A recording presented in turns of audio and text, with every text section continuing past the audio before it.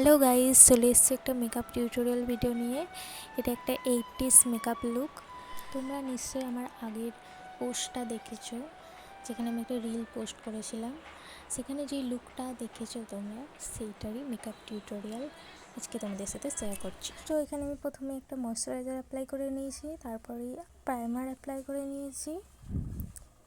দেন আমি colour correcting করে নেব। যে জায়গাগুলোয় ডার্ক স্পট আর পিগমেন্টেশন আছে, আমি সেই জায়গাগুলোতেই কালার কারেক্টিং করে নেব ভালো করে।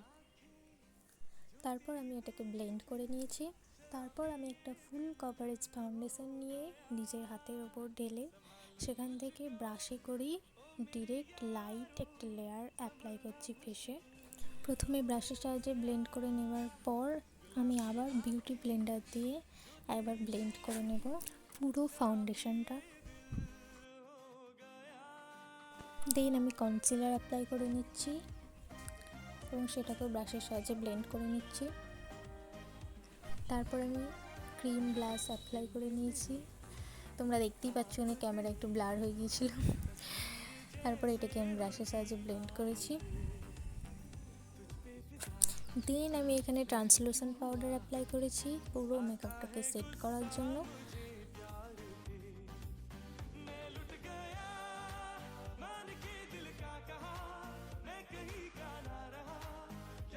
দেন এখানে আমি পাউডার কন্ট্রোল করে নিচ্ছি, একদম লাইটলি কন্ট্রোল করছি আমি।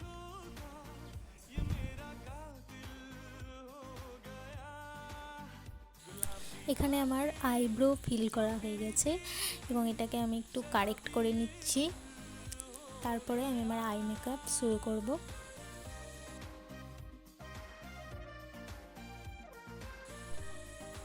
এখানে আমি একটা নিউড আই লুক ক্রিয়েট করছি।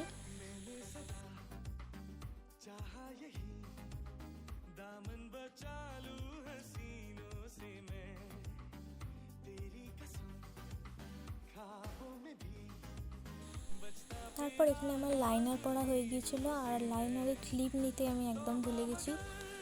দেন আমি হাইলাইটার অ্যাপ্লাই করে নিচ্ছি, ফেসটা যাতে একটু গ্লোই লাগে।